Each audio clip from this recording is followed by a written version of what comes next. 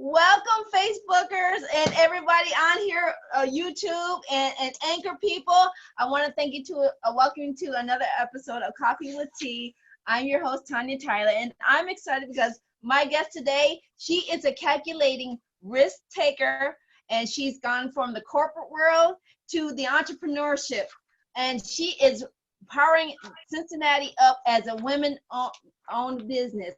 And without further ado, I'd like to introduce Ms. Tamara Schwarting, who will talk to us about resiliency through this recovery. So welcome, Tamara.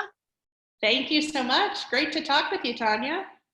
And it's great that I know you have a host of things of how our businesses are dealing with during this recovery period. But first, I want to know, how are you managing this COVID-19 quarantine period? You know, it's been, I say there are good days and bad days, and sometimes there are more bad days than good days, but I mean, I think it's still just one foot in front of the other. So for us, with the office environments getting to start back on Monday, we officially opened back up yesterday. So we're kind of right now really looking at all of our office procedures and really communicating with our guests and members to let them know what does the new reality look like. And I'm slowly starting to bring my employees back in. So this week they'll start to come in, and then we'll be back fully staffed next week. Wow.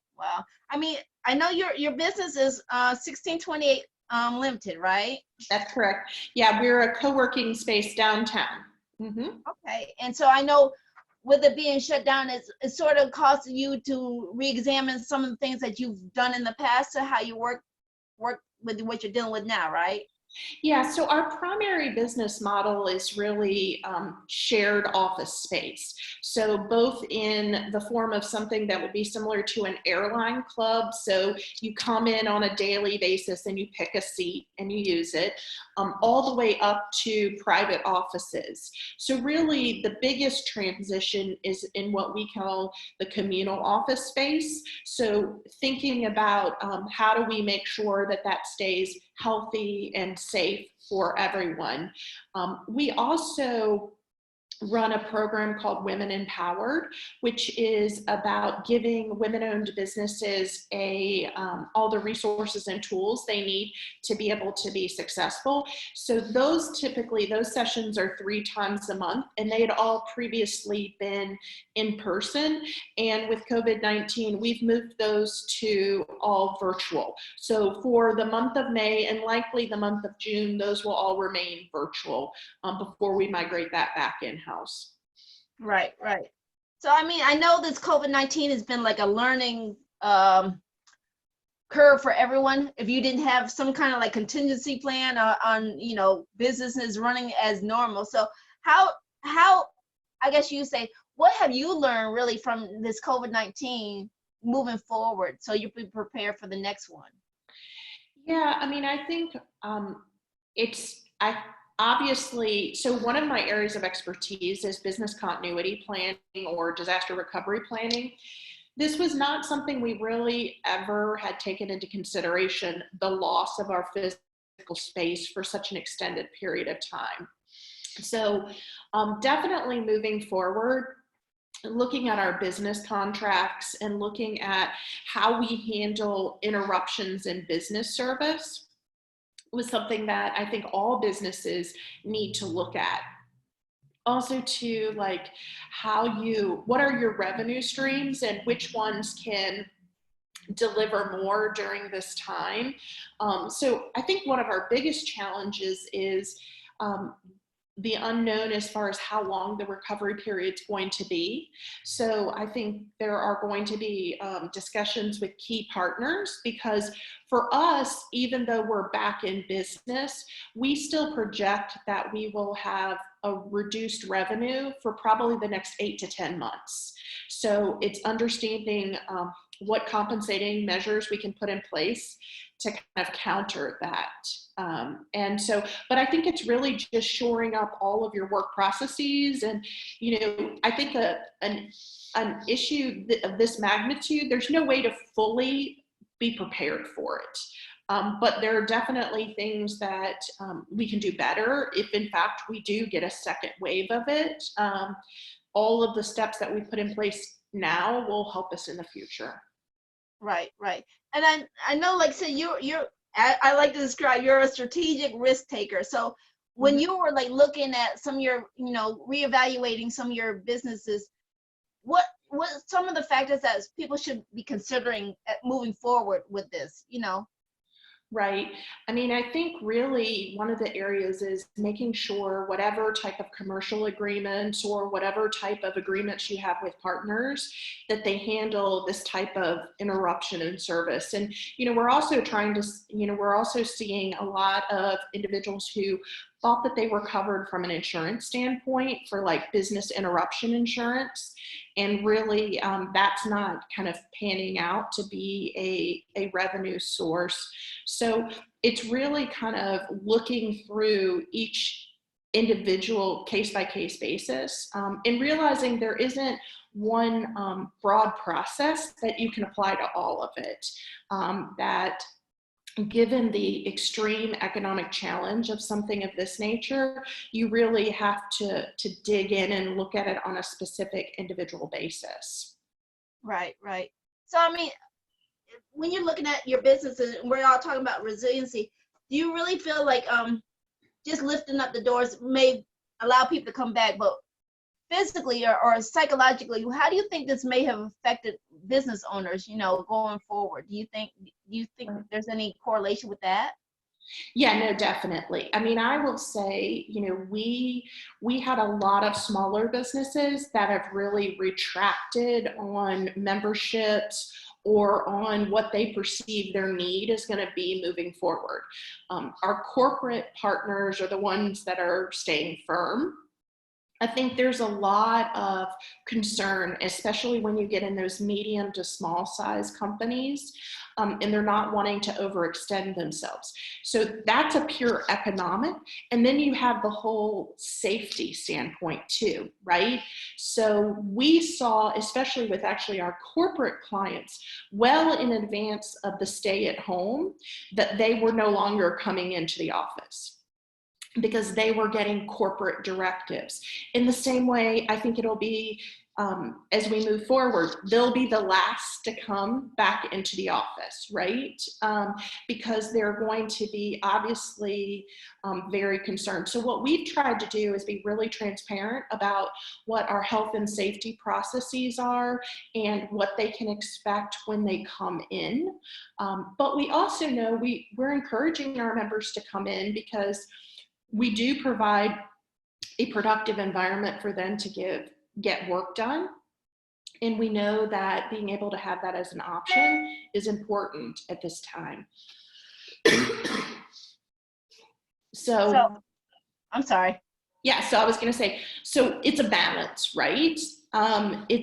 It's being transparent, and probably in this stage with key partners, over communicating with how you view the situation and knowing you're not going to always agree. So I participate in quite a few like industry trade groups. And we don't all agree, right? Some people are taking temperatures, some people are requiring masks. So I think what you have to do as a business owner is really arm yourself with all of the information and then make an informed decision, but then also know that the situation is still very organic and changing, and you might have to make modifications. So basically, like when we're going forward and you're talking about the resiliency, it's like, I guess your mindset or how we're looking at this might be a key factor in how we can strive with our businesses, right?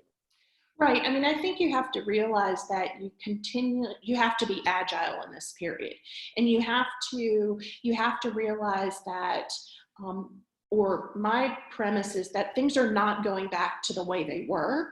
And you have to look at all of your different revenue streams, all of your operating processes to make sure that they're still relevant.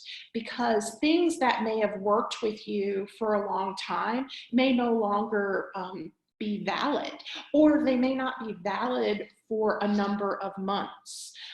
So I think the other thing that as it relates to resiliency is understanding who your target client is, or who your key consumer or your key user of your service or your good is, and making sure that you're communicating with them. So one of the challenges, I think, when you're coming out of a situation like this, there's a lot of noise, and trying to make sure the people that can either use your service or have in the past or have a new need, right? That they understand what you can offer and the value you can bring to them. Because, for example, if you look at the fact that we offer offices, there are some companies that may have had their density in their offices too tight, that now they need additional space, right? And so we may not have had an active, in my business model, we may not have had an active relationship with them, but making sure that the information is in front of them. I think the challenge is, with there being so much noise, as a smaller business, it's hard to filter through, right? So what I always say is, you can't determine when somebody's going to make a decision. You just have to be top of mind when they make that decision. And so it's making sure that you're really clear about what your value proposition is and where you can add, in this case for us, like to truly be an integral part of people's recovery process. Right. Like, so I think, like, so we haven't even, I think he and I talked about, we haven't really seen the full blowout of this storm yet. I call it a storm, but I mean, it's a struggle or something new that we haven't dealt with. So for those moving forward, what would you say would be like maybe a top consideration going forward? Right. I think we have to just realize that we're in a time of transition, and that things are going to be rapidly changing. And even, what might have been true yesterday may not be true next week. And you have to be open-minded. A good example of this is, last Monday, the state of Ohio had indicated we had to wear masks, right? We had to require employees to wear masks. Tuesday, they said we didn't. Wednesday, they said we did. So you really have to stay up on it, and you have to think of ways to be able to share that responsibility, but also know that you're not going to always catch it the first time. And you can't give into the frustration. You have to lean into your entrepreneurship optimism and realize that you will get through it. I think the other thing that's going to be really important is you realize that you step back and say, this is affecting so many people. This isn't just about us. This isn't about one industry. And this isn't about one company. This is huge. And there are things that are going to really suck through this process and are going to be less than ideal, right? Right. There are going to be a lot of tough decisions that are painful.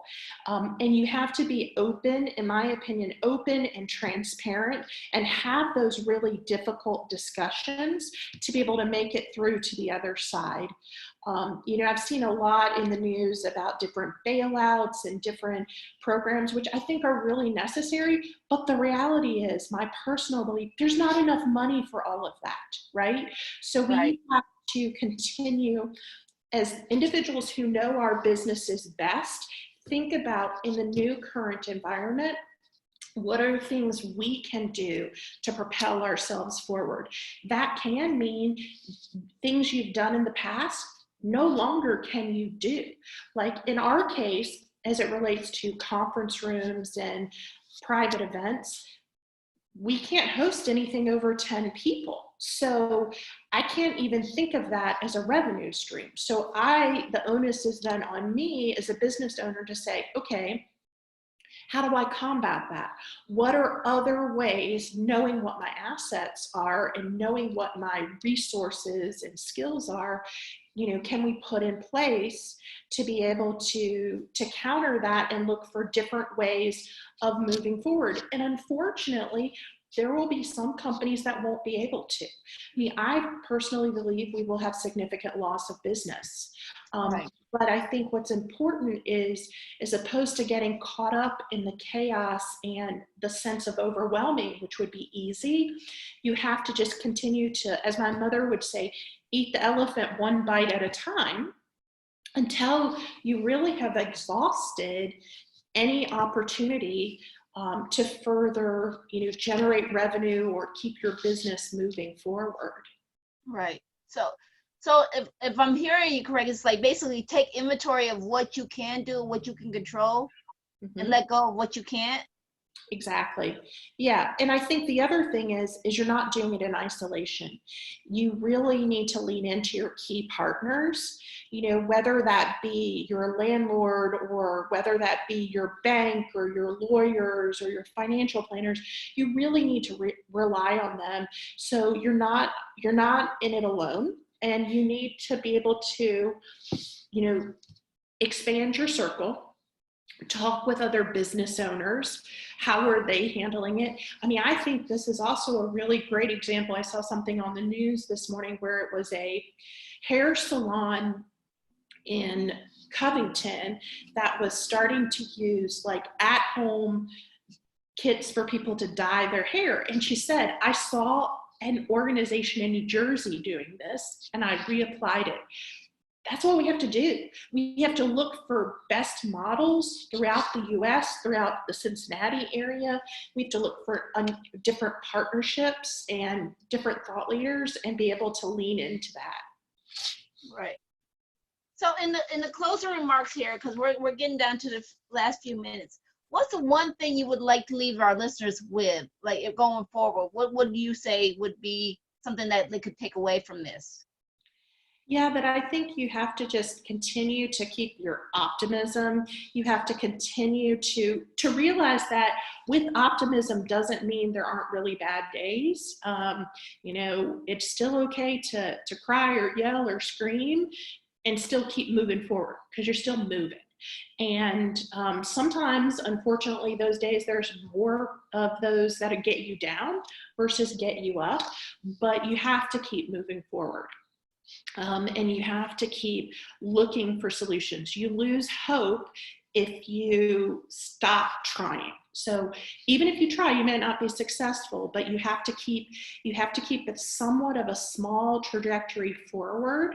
And sometimes it's easy to just get overwhelmed. I mean, one of the other things that I was just telling somebody this morning was, I think more than ever, especially for small business owners, it's really important to be able to compartmentalize. So like I tend to have workaholic tendencies, but during this phase, like I'm really checking email on the weekend for critical things, but I'm not doing work because I know to manage my personal stress level, I need to disengage, which prior to COVID, that was not the case, right?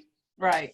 But it's such an intense environment that we're in right now, learning how to disengage so then you can re-engage at a higher level, whether that be watching TV or reading or other types of activities to do something completely different. I think it's super important for your own mental well-being because part of it's physical strength, right? Right. Energy up, but a lot of it's mental too. It's about keeping yourself strong, understanding when you do your best work. Maybe during this phase, you're working really early in the morning and leaving at 2 or 3 in the afternoon or whatever, and know that it may be different than what it was before, but continue to make small progress, even if some days it feels like you took, 4 steps back. Right. Well, Tamara, it has been a pleasure talking to you, and I would love to have you come back and talk a little more. It's amazing how fast 20 minutes can go. It does, yeah. Well, thank you so much, Tanya. But what I want to do is, where can people find more information about what you do and your services? Yeah, definitely. So a couple different places. So 1628, our website is 1628ltd.com, so limited.com. If it's an individual that's a woman-owned business, our email address or our web address for that is women-empowered.com. Both of those have a lot of information about our organization, and you can get in touch with us. We're also on all different social media channels. We're physically located downtown at 11 Garfield Place. So once things start to open back up, we'd encourage people that need a place to meet with business partners or need a place to operate their business to reach out to us, because we'd love to be able to show them what we have to offer. Well, thank you, Ms. Tamara. And I want to thank you for those who tuned in with us today. I also want to remind everybody that I will provide all the links that Tamara has mentioned in the comments, and you can find her on her website. And like I connected with her and through Facebook. So there's great ways to connect. This is the greatest time to stretch out and, like you said, expand your network. So again, thank you, Tamara, for coming on. Thank you so much. All right. And I want to say thank you for everybody showing it, and please tune back for another episode. So thank you for joining us on Coffee with T. It's been a pleasure. Thank you. Bye.